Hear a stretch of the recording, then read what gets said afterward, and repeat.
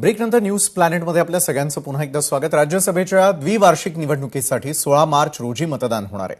महाराष्ट्रभरामधून राज्यसभेवर निवडून द्यायच्या एकूण 7 जागांसह एकूण 37 जागांसाठी भारत निवडणूक आयोगानं निवडणूक बुधवारी कार्यक्रम जाहीर केलेला आहे। बरं, विधानसभा निवडणुकीनंतर विखुरलेल्या महाविकास आघाडीच्या ऐक्याची या निवडणुकीमध्ये कसोटी लागणार आहे।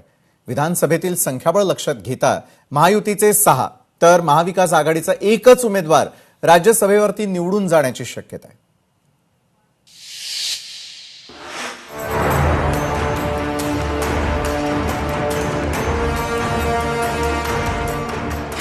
राज्यसभा निवडणुकीचं बिगुल वाजलं। महाराष्ट्रातल्या 7 जागांसाठी इच्छुकांची भाऊ गर्दी।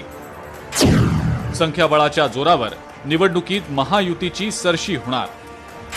महायुती 7वा उमेदवार उभा करून धक्का देण्याची शक्यता। राज्यसभेसाठी उमेदवार देताना भाजप धक्का तंत्राचा अवलंब करण्याची शक्यता आहे।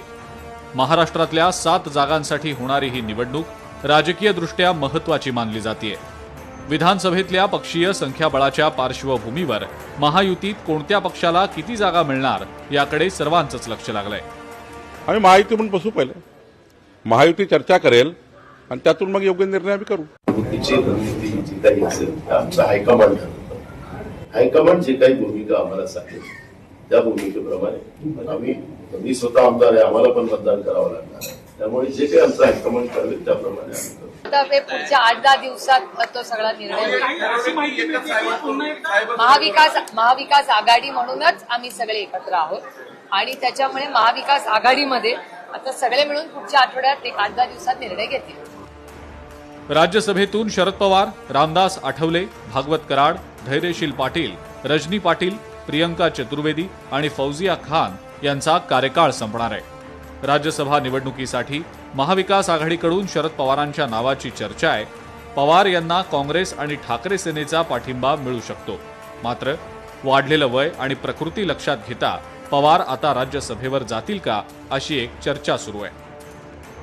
शरद पवार साहेबांशी जेव्हा माझी चर्चा झाली तेव्हा त्यांनी आपली भूमिका आणि इच्छा व्यक्त केली, होय मी राज्यसभेत जाणार आहे, म्हणजे मी उमेदवार आहे हे त्यांनी माझ्याकडे ती भूमिका व्यक्त केली, इच्छा व्यक्त केली की मी राज्यसभेसाठी उमेदवार म्हणून मी इच्छुक आहे आणि मी निवडणूक लढणार आहे।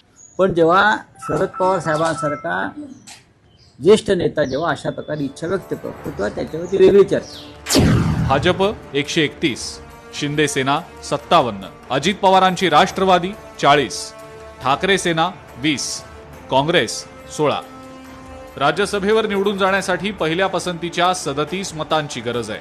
पक्षीय बलाबलानुसार भाजपचे 4, शिंदे सेना आणि राष्ट्रवादी अजित पवार पक्षाचा प्रत्येकी 1 आणि महाविकास आघाडीचा 1 उमेदवार निवडून जाऊ शकतो। यातील राजकीय समीकरणांवर कोणाला उमेदवारी मिळणार हे निश्चित होईल। भाजपकडून विनोद तावडे, विनय सहस्त्रबुद्धे, सुनील देवधर यांच्या नावाची चर्चा आहे। धैर्यशील पाटील यांना पुन्हा संधी मिळू शकते। शिवसेनेकडून माजी खासदार राहुल शेवाळे आणि संजय निरुपम यांच्या नावाची चर्चा आहे, तर अजित पवारांच्या राष्ट्रवादीकडून पार्थ पवार यांचं नाव पुढे येण्याची शक्यता आहे। या निवडणुकीनंतर राज्यसभेतलं एनडीएचं संख्याबळ आणखी वाढणार आहे। महायुतीच्या संख्याबळानुसार त्यांचे 6 उमेदवार राज्यसभेवर निर्विवादपणे जातील। मात्र जर 7वा उमेदवार दिला गेला तर ही निवडणूक मोठी चुरशीची होण्याची शक्यता आहे। ब्युरो रिपोर्ट, लोकशाही मराठी।